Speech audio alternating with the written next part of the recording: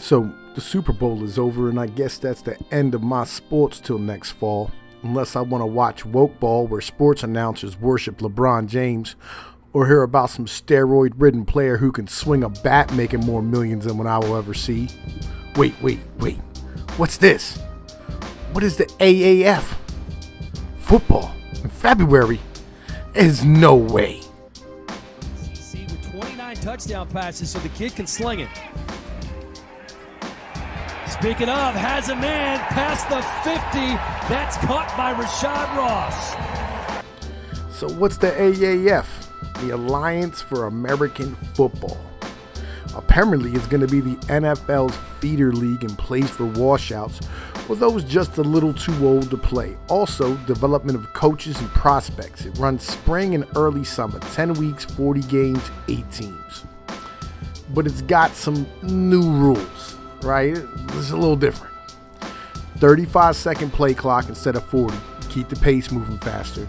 No kickoffs. Teams start at the 25-yard line, but onside kicks are still kind of a thing. If you're down by 17 points or more, you can attempt a 4th and 12 from your 28. If you make it, you keep going. If you fail, the other team gets to rock at the 28. There's no more PATs, no more point after attempts. You always go for 2, and I think that's awesome. You can still kick a field goal and score 3, but no more PATs.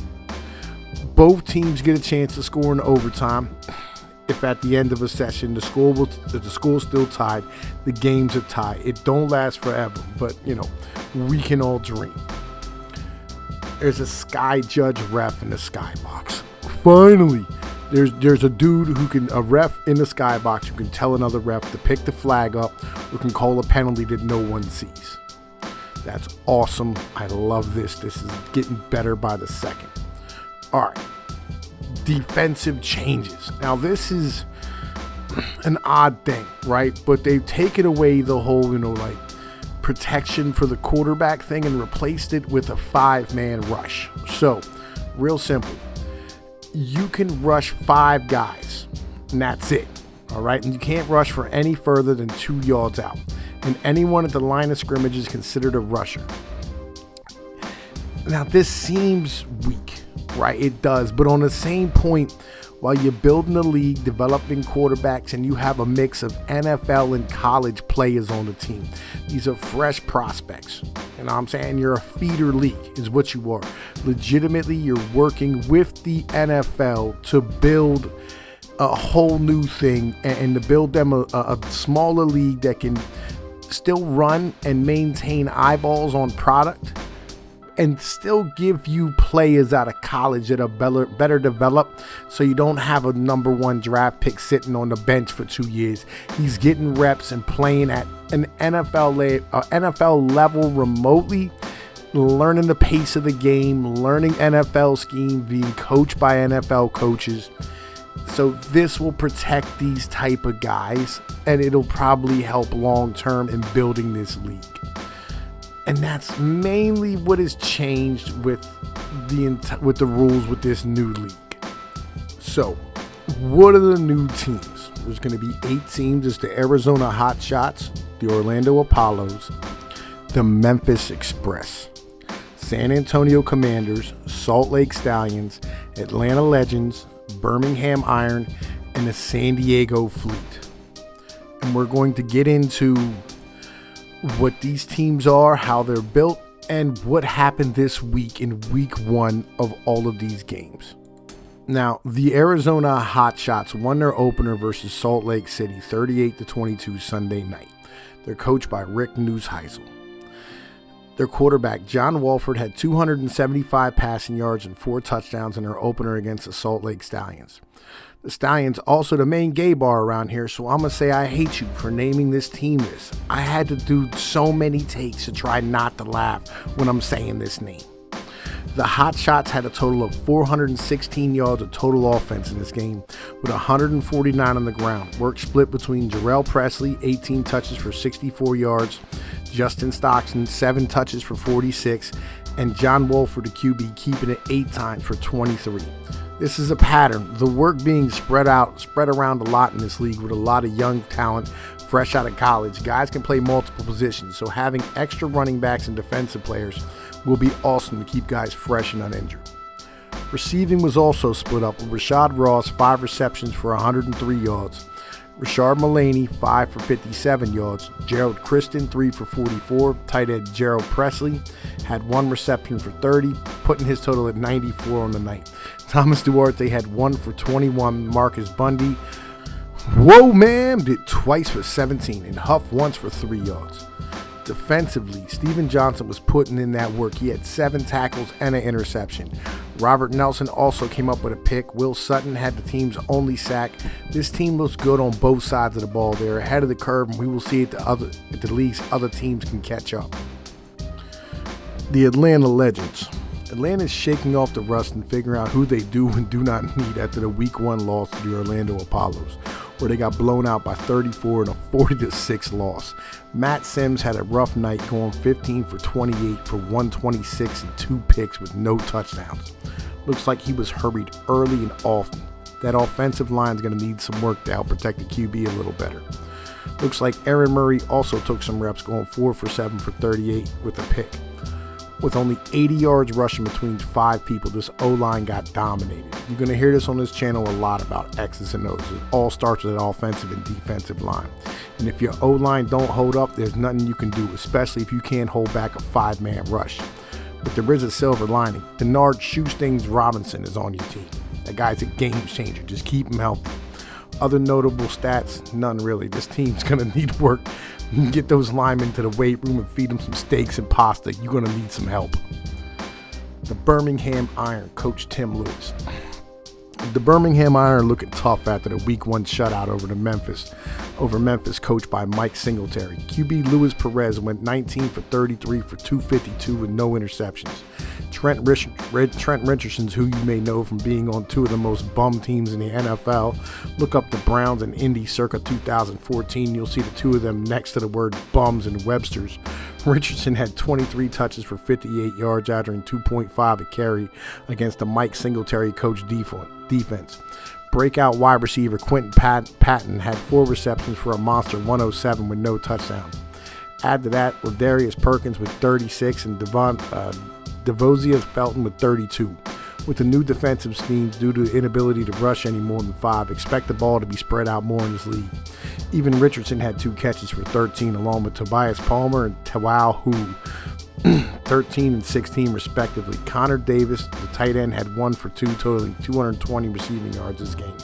Defensively, Jonathan Massaquoi had 2 sacks and 5 tackles. Brown had 1 fumble recovery. Summers came up with a pick and Dickinson had another. This team keeps up this level of work, they'll be dominant in this league. The next team, the Memphis Express, coached by Mike Singletary. With Coach Singletary looking the way he did with the 49ers, his team got shut out in their opener by Birmingham. Offense is not something Singletary has been proficient at in coaching. Being a defensive player in the NFL, he's always been a defensive coach.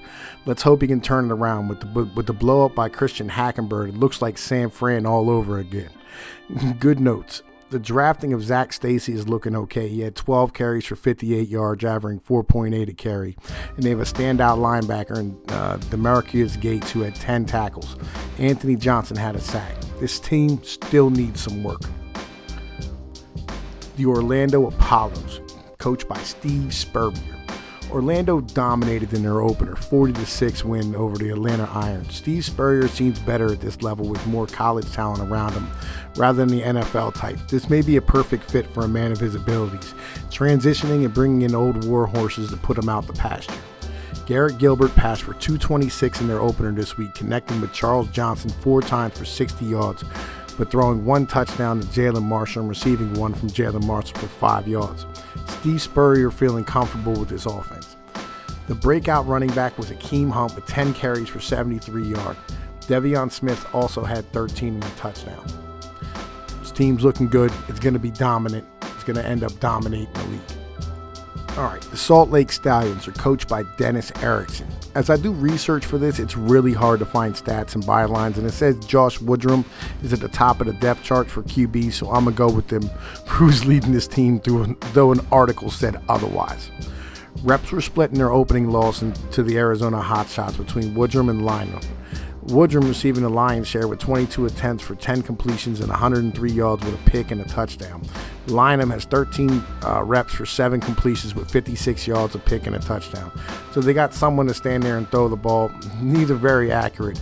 Rushing Brandon Oliver and Joel Bonyan split carries, though Brandon had more yards with 40 off of 8 touches and Joel had 39 for 16. Anthony Denham seems to be someone's security blanket. He's a tight end with 5 receptions for 59 yards. Nick Truesdale had 3 for 23, and Anderson Jennings and Leslie all had 25 and 19. Defensively, this team needs some work on being opportunistic. No fumbles recovered and no interceptions in a game where you can only rush 5. There should always be a route to jump, or someone to knock the ball out of in a game that resembles blitz on Sega Genesis more than the NFL. Coming up with 2 sacks is not really acceptable. The San Antonio Commanders, coached by Mike Riley. I think I like this coach's style. In their Week 1 15-6 win against the San Antonio Fleet, they rushed 34 times. I love good football. This last Super Bowl was probably my favorite of all time, mostly because all the fake. I want to watch guys in pink shoes and see who Neil's fans hated it so much. Point of honesty, I played middle linebacker as a kid, so as a defensive smash mouth game is my favorite kind of game. It's not like the quarterback, Logan, had a bad game. He threw for 255 off 36 attempts and made 18 completions. I mean, it's a 48% rate, but still 255 is not bad. He had 2 interceptions and no touchdowns, but they rushed for 125 off of 34 attempts. The work came from Kenneth Farrow, 14 touches for 37 yards. Aaron Green, 6 for 43. David Cobb, 9 for 36. Keeping up with all these wideouts getting touches each week is going to be tough. Each team is so spread out. 18 completions the whole game and 5 different receivers. 2 running backs and a tight end made catches. Mikhail McKay caught it 5 times for 80 yards. Alonzo Moore, 3 for 78. Greg Ward, 5 for 65. Josh Stewart, 1 for 11, and the rest is all just 1 reception, so I'm going to skip it. Defensively, Iron Stewart had 4 tackles and an interception. Sanchez and Bowsby also had interceptions. Washington had 2 sacks. And Joey Mabu, he sounds beast mode, had 2 tackles and a sack. 6 sacks on the game for a unit, not bad. This defense is ready to rock and may carry them far in this league. The San Diego Fleet, coached by Mike Martz. The Fleet lost their opener to the San Antonio Commanders 15-6. I seen part of this game. The exact part was where Mike Bercovici got the wood laid on him and his helmet flew off. And I said, okay, I just found my new favorite sport. This was not a blowout. This was a battle and a great game. Probably, I say, the best of the week. Bercovici had 25 attempts for 15 completions for 176 and 2 picks. Jaquan Gardner had 8 rushes for 55, along with backup QB had 3 for 20 receiving. It's all spread out like all the games in this league. Brian Brown, 5 for 66. Gavin Escobar, 4 for 66. Fontez Ford, 3 for 56. Gardner, 2 for 17, and so on and so forth. Defensively, Ryan Mallor, strong safety, had 5 tackles and 1 interception. DeMonte Moore had 5 for 1.5 sacks. Ryan Brook had an interception, and Tani Tapua had 2 tackles and a sack. I mention him because Hawaiians scare me, and they're gigantic, and I'm just saying, they like if you hit them with a bat, they're going to smile at you like it's a cartoon, and you realize that your body will not do well if somebody drops a piano on you. That's kind of how I feel. But that was this week in the AAF. I'm a big fan. I'm excited about this league. I think it's going to be awesome. I'm extremely happy that we have football in the offseason. This is great. This isn't the NFL. This is something else completely. It's a hybrid between college and the NFL. I think it's going to have a whole lot of really good action and new schemes and things that we haven't seen before. So with that being said, welcome to the AAF. Welcome to the Pinoy Sports Network. Like, share, and subscribe. We're going to be doing this every week, at least once or twice. Holla at your boy. Later.